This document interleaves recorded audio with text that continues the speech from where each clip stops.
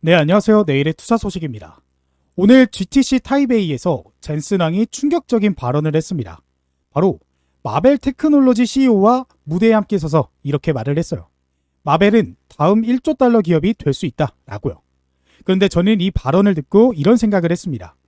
젠슨 왕이 공개 행사에서 특정 기업을 직접 지목하며 1조 달러를 언급하는 경우가 거의 없다는 겁니다. 그럼에도 이런 발언을 했다라는 건 뭔가 이유가 있는 거겠죠.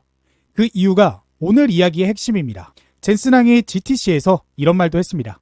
AI 시대의 승자는 GPU 기업만이 아니라 AI 데이터 센터를 연결하는 네트워킹, 광통신, 스위치 기업이 될 것이다 라고요. 지금까지 AI 투자하면 GPU와 반도체만 떠올렸는데 젠슨 왕이 직접 그 다음 주인공이 누구인지를 가리킨 겁니다. 그러면 마벨이 어떤 기업인지, 왜 젠슨 왕이 마벨을 선택했는지, 그리고 이 흐름에서 어떤 기술력이 시장에서 부각받을 것인지 오늘 이 세 가지를 처음부터 끝까지 같이 공부해 보도록 할 테니까 영상 끝까지 잘 따라 주시기 바랄게요. 자, 그러면 마벨이 어떤 회사인지부터 이해하셔야 합니다. 이걸 모르면 오늘 이야기의 절반을 이해하기가 어려워요. 자, 마벨 테크놀로지는 데이터 스토리지, 네트워킹, 광통신, 맞춤형 AI 반도체를 설계하는 글로벌 팹리스 기업입니다. 쉽게 말씀을 드리면 AI 데이터 센터 안에서 GPU와 GPU 사이, 그리고 서버와 서버 사이를 연결하는 모든 반도체를 만드는 회사예요. 그런데 마벨의 핵심 경쟁력이 뭐냐? 광학 DSP입니다. 자, DSP가 뭐냐? 비신호를 처리하는 디지털 신호 처리기입니다. 그래서 광통신에서 데이터를 빠르고 정확하게 주고받으려면 그 신호를 처리하는 두뇌가 필요한데 그게 바로 DSP예요. 그리고 이 DSP 성능이 곧 광통신 속도와 도달거리를 결정합니다. 자, 마벨이 이 시장에서 얼마나 앞서 있냐? 2017년 업계 최초로 400G ZR 광통신 모듈을 만들었고요. 2024년에는 업계 최초 800G 광통신 모듈을 만들었습니다. 그리고 올해 3월 업계 최초로 1.6 테라비트 광통신 모듈을 공개했어요. 자, 1.6 테라비트가 얼마나 빠른 속도냐? 넷플릭스의 4K 영화 30편을 1초 만에 전송 가능한 이 속도입니다. 그래서 세대가 바뀔 때마다 마벨이 가장 항상 먼저 만들어 온 거죠. 그래서 엔비디아가 마벨을 선택했을 때 단순한 파트너십이 아닌 직접 투자를 단행했다라는 게 중요합니다. 엔비디아는 마벨에 20억 달러, 한화로 약 3조 원을 투자했습니다. 그리고 마벨을 엔비디아 NV링크 퓨전 기반의 AI 생태계 안으로 편입을 시켰어요. 이게 무슨 의미냐? 마벨의 광통신 기술이 엔비디아 GPU 생태계 필수 부품이 됐다는 겁니다. 그러면 왜 젠슨 왕이 광통신을 AI 시대의 핵심이라고 했을까요? 여기에 대한 설명을 드려야 이 흐름이 더 명확해집니다. 지금 AI 데이터 센터 안에는 GPU가 수만 개가 들어갑니다. 그런데 그 GPU들이 혼자 일하는 게 아니에요. 서로 끊임없이 데이터를 주고받으면서 협력해야 합니다. 그래서 AI 데이터 센터 학습이 일어날 때 GPU 하나가 데이터를 나눠서 처리를 하고 그 결과를 합치는 구조인데 이 과정에서 데이터가 광속으로 오고 가야 돼요. 그런데 지금까지는요, 이 GPU와 GPU를 연결하는데 이 구리선을 썼습니다. 문제는 데이터 센터 내부 연결거리가 10m를 넘어가면 구리선이 고대역폭 요구사항을 더 이상 충족할 수 없다는 겁니다. 그래서 발열이 심해지고요, 신호가 약해집니다. 그래서 구리선에서 빛, 즉 광통신으로 바꿔야 하는 거죠. 그래서 젠슨 왕이 직접 이렇게 말을 했습니다. AI 컴퓨팅이 분산형 모듈형 구조로 바뀌면서 고속 인터커넥트, 스위치 칩, 광 네트워크 등 연결 인프라의 중요성이 빠르게 커지고 있다고요. 그리고 이 병목을 해결하지 못하면 아무리 좋은 GPU를 갖다 놓아도 AI 성능이 나오지 않습니다. 그리고 여기서 광섬유 가격 이야기도 드려야 돼요. 유진 투자증권 분석에 따르면 이 광섬유 가격 상승세가 가파른데 이는 HBM 수요 증가가 범용 메모리 공급까지 타이트하게 만들었던 이 반도체 사이클이랑 구조가 닮았다라고 분석했습니다. 쉽게 말씀을 드리면 광통신 시장도 지금 반도체처럼 수요가 공급을 초과하는 슈퍼 사이클에 진입하고 있다는 거죠. 그런데 광통신에서 한 단계 더 나아간 기술이 있습니다. 바로 CPU, 공동 패키지 광학입니다. 이게 광통신의 다음 챕터이고 오늘 이야기에서 가장 중요한 포인트예요. 지금 데이터 센터에서 쓰는 광통신 방식은 이 광 트랜시버를 서버에 꽂아서 쓰는 플러거블 방식입니다. 그런데 이 방식도 한계가 있어요. 광 모듈과 반도체 칩 사이에 여전히 구리 배선이 들어가면서 발열과 그 다음에 신호 손실이 생깁니다. 그래서 CPU는 이 광 모듈을 반도체 칩과 같은 패키지 안에 넣는 거죠. 그래서 구리 배선을 아예 없애버리는 겁니다. 그러면 발열이 극적으로 줄고요, 신호 손실이 없어지면서 속도가 비약적으로 올라가게 되죠. 그래서 업계에서는 최상위 AI 칩에 이 CPU 기술이 우선 적용되는 시점이 2027년 말부터 28년경이고 데이터 센터 전반으로 대중화되는 것은 2030년 전후가 될 것으로 보고 있습니다. 그리고 엔비디아가 마벨과 손을 잡은 핵심이 바로 이 CPU입니다. 차세대 인프라를 구축하려는 고객사들에게 더 넓은 선택권과 유연성을 제공한다라는 게 엔비디아의 설명인데 그 선택권 중 핵심 기술 중 하나가 바로 이 CPU입니다. 그래서 마벨이 1조 달러 기업이 될 수 있다라는 건 젠슨왕의 발언 뒤에는 바로 이 CPU 기술에 대한 확신이 있는 거죠. 자, 이제 투자 이야기까지 넘어가 보면 엔비디아가 루멘텀 그리고 코이런트 그리고 마벨 이 기업에게 각각 20달러 총 60억 달러 약 9조 원을 직접 투자했습니다. 근데 이 세 기업 전부 광통신 기업이라는 게 핵심이에요. 그런데 이 기업들은 미국에 상장해 있는 기업입니다. 그래서 한국에서는 살 수가 없어요. 그럼 우리는 어떻게 해야 되냐? 마벨과 루멘텀이 쓰는 광통신 부품과 소재를 만드는 국내 기업들을 찾아야 합니다. 그래서 젠슨 왕이 광통신을 AI 시대의 핵심으로 선언하고 엔비디아가 9조 원을 그 생태계에 직접 꽂은 지금 그 수혜가 국내 광통신 부품 기업들로 흘러 들어오는 구조가 만들어지는 거죠. 그리고 광섬유 가격이 이 반도체처럼 슈퍼사이클에 진입을 하고 있다라는 분석이 나오는 지금 이 타이밍에 국내 광통신 기업들을 담아두는 게 오늘의 핵심입니다. 자, 그래서 오늘의 첫 번째 종목은 대한광통신입니다. 오늘 영상에서 젠슨 왕이 AI 시대의 진짜 병목은 GPU가 아니고 광통신이라 라고 했고 마벨을 1조 달러 기업이라고 불렀습니다. 그 광통신 인프라의 가장 기초가 되는 소재인 광섬유와 그리고 광케이블을 국내에서 유일하게 전공정 수직 계열화로 만드는 기업이 대한광통신입니다. 자, 수직 계열화가 왜 중요하냐?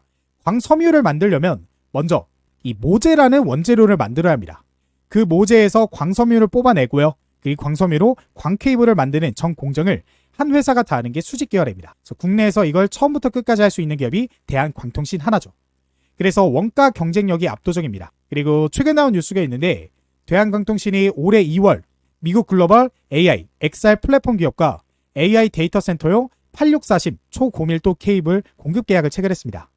자, 이 8640이 뭐냐? 케이블 하나에 광섬유 코어가 864개 집적된 제품으로 범용 케이블 대비 가격이 5배에서 10배가량 높습니다. 그래서 AI 데이터 센터는 기존 서버 대비 16배에서 36배 많은 광섬유를 사용하죠. 그리고 데이터 센터용 광섬유 가격이 지난해 3분기 대비 최대 90%까지 상승을 했습니다. 그리고 미국 현지 법인인 인캡 아메리카를 인수하면서 바이 아메리카 정책에도 대응할 수 있는 구조를 갖췄죠. 그래서 중국산 광케이블을 쓸 수 없는 미국 공공 인프라 프로젝트가 늘어날수록 대한광통신이 그 물량을 받아가는 구조입니다. 그래서 젠슨 왕이 마벨을 통해 광통신 인프라 전체를 엔비디아 생태계 안으로 끌어들이는 과정에서 그 인프라를 구성하는 광섬유와 광케이블 수요가 폭발할 수밖에 없죠. 그 수요를 국내에서 가장 경쟁력 있게 공급할 수 있는 기업이 대한광통신입니다.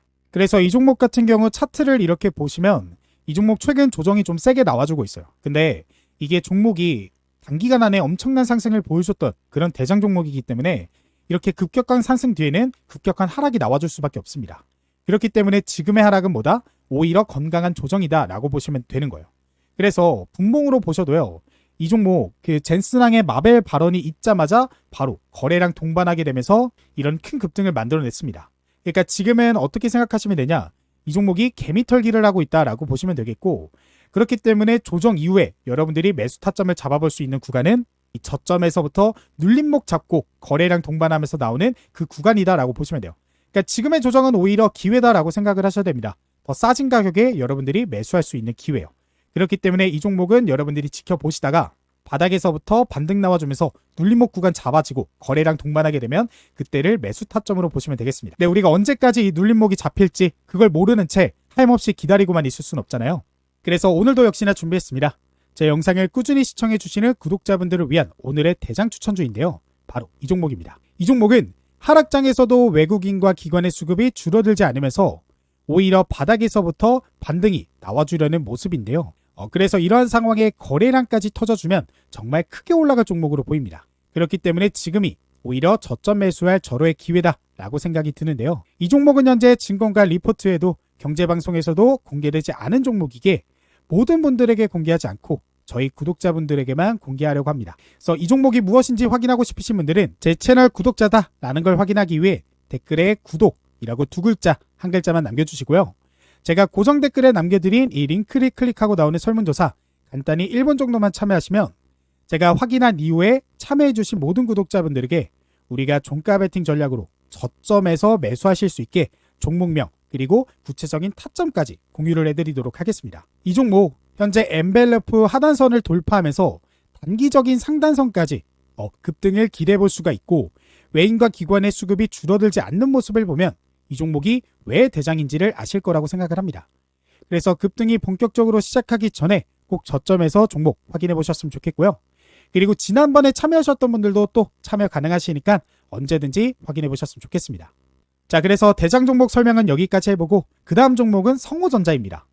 오늘 영상에서 CPO가 광통신의 다음 챕터라고 했습니다. 그래서 광 모듈을 반도체 칩과 같은 패키지 안에 넣어서 전력 소비를 70% 이상 절감을 하는 기술이라고 했는데요. 성호전자는 그 CPO 시대가 열릴 때 가장 중요한 공정인 이 광정렬, 이 기술을 보유한 기업입니다. 그래서 미래에셋 증권이 국내 광통신 최선호주로 직접 지목한 기업이 성호전자예요. 왜냐? CPO 기술이 도입되면 이 반도체 패키지 내 하나에 정렬해야 하는 광전염 포인트가 기존 수십 개에서 수천 개 이상으로 기하급수적으로 늘어납니다. 머리카락보다 얇은 마이크로미터 단위의 초정밀 공정이 요구되는 작업이죠. 그리고 성호전자가 최근 광 트랜시버 정렬 장비 전문 업체 ADS테크를 인수하면서 이 CPO 광정렬 밸류체인에 직접 편입됐습니다. ADS테크가 어떤 기업이냐? 엔비디아 자회사 멜라녹스 등의 정렬 장비를 공급해온 업체입니다. 그리고 주요 경쟁사가 중국에 인수되면서 북미 시장에서 ADS테크의 입지가 더욱 강화되고 있습니다. 미래에셋 증권은 ADS테크 매출이 2026년 903억 원에서 2028년에는 2,500원, 3,000억 원 수준으로 급증할 수 있다라고 전망했어요. 성호전자는 ADS테크를 인수함으로써 CPO 밸류체인에 편입됐고, 올해부터 CPO 관련 장비 수주와 신규 매출이 본격 발생할 전망입니다. 그래서 젠슨왕이 마벨을 1조 달러 기업이라고 부르면서 광통신 인프라의 중요성을 선언한 지금, 그 광통신의 다음 단계인 CPO 장비 기업으로 재평가받는 흐름이 만들어질 수 있습니다. 자, 그리고 그 다음 종목은 광전자입니다. 대한강통신이 광섬유, 케이블이라면, 물리적 인프라 단계의 수혜라면, 성호전자는 CPO 정렬 장비라는 제조, 공정 단계의 수혜라면, 광전자는 그 광통신 시스템 안에서 빛을 만들고 감지하는 핵심 소자를 만드는 기업입니다. 그래서 광전자가 어떤 회사냐? 독자적인 이 웨이퍼 설계 및 공정 기술을 보유하고 있습니다. 그래서 마이크로 LED 광소자 분야에서 글로벌 수준의 이 기술력을 갖추고 있죠. 그리고 단일 광자 검출기, SPAD 등 양자암호 관련 광소자 분야에서도 강점을 보유하고 있습니다. 그래서 오늘 영상에서 마벨이 데이터 센터 간 광통신을 1.6 테라비트 속도로 구현한다라고 했습니다. 그 광통신 시스템 안에서 데이터를 빛으로 바꾸고 다시 빛을 전기 신호로 바꾸는 과정에서 광소자가 필수로 들어갑니다. 그래서 광전자가 만드는 마이크로 LED 광소자가 그 역할을 하죠. 그리고 CPO 시대가 열리면 광소자의 중요성은 더욱 극대화될 수밖에 없습니다. CPO는 광모듈을 반도체 칩 바로 옆에 붙이는 구조인데, 광모듈 안에서 빛을 만들어내는 광원소저가 필요합니다. 광전자가 보유한 웨이퍼 기반 광소자 기술이 바로 그 역할을 하죠. 그래서 엔비디아가 GTC에서 광통신 미래의 핵심 기술로 선언하자 광전자는 4거래일 연속 상한가를 기록하며 시장의 모든 수급을 흡수했습니다. 단기 급등 이후에는 조정을 받았지만 그 이유가 된 기술 기반은 변하지 않았어요. 그래서 젠슨왕이 타이베이에서 다시 한번 마벨을 통해 광통신의 중요성을 선언한 지금, 광소자라는 광통신의 가장 핵심적인 부품을 만드는 광전자가 재차 주목받는 구조입니다. 자, 그래서 오늘은 우리가 이 종목들 이렇게 공부를 해봤는데, 우리가 이 종목들 공부하는 이유가 뭐예요? 그냥 이 종목이 좋다? 이 종목 전망이 좋다? 이런 걸 알기 위해서가 아니죠. 이 종목들로 투자를 직접 해서 수익을 보기 위해서 공부를 한 겁니다. 근데 수익을 보기 위해선 이런 재료들이 중요한 게 아니라 결과적으로는 우리가 언제 매수하고 언제 매도해야 되는지 이 타점을 잡는 게 정말 중요해요. 그래서 오늘 영상에서 공부한 종목들에 대한 타점까지 같이 공유받고 싶다 하시는 분들은 제가 현재 직접 운영하고 있는 내일의 투자 소식 소통방에 입장을 해보시길 바랄게요. 이 방은 제가 직접 그리고 100% 무료로 운영하고 있는 방이고요. 이 방에서는 장 시작 전부터 장 끝날 때까지 시장에 등장하는 재료나 뉴스들 이렇게 안내해 드리면서 저희 구독자분들이 제일 원하시는 관심 종목과 그리고 그 종목에 대한 타점까지 공유를 해드리면서 결과적으로는 이 종목으로 구독자분들이 수익을 얻어가실 수 있게 도움을 드리고 있습니다. 그래서 이렇게 어려운 6월 8일 시장 오전 9시 1분에 아이로보틱스 종목을 말씀을 드렸고, 이 종목 제가 말씀드린 이후 18.07% 급등이 나와줬습니다. 근데 제가 아무 이유 없이 이 종목을 소통방에 말씀드린 게 아니죠. 보시면 6월 6일, 그러니까 장 시작 전에 제가 영상을 통해서 미리 분석을 하고 차트 분석을 하고 여러분들에게 공부를 했던 그런 종목입니다. 그렇기 때문에 타점이 나오자마자 소통방을 통해 공유를 해드리면서 저희 구독자분들이 수익을 가져가실 수 있도록 도움을 드릴 수가 있었던 거예요. 이뿐만 아니죠. 6월 5일에는 코스모 로보틱스 종목으로 19.62%, 6월 4일에는 성호전자 종목으로 13.99%, 6월 2일에는 두산 로보틱스로 10.95%, 이렇게 매일매일 시장 하루도 빠짐없이 저희 구독자분들을 위해 소통방에 관심 종목 공유해 드리면서 이렇게 수익으로 보답을 드리고 있다는 거 확인이 되실 거예요. 그렇기 때문에 지금 영상을 보고 계시는 분들이라면 이 방 무료로 운영하는 거기 때문에 일단 입장을 해보시고 제가 이 방에서 어떤 말씀을 드리나 한번 확인하신 다음에 그때 직접 투자에 참고를 해보시면 되는 거예요.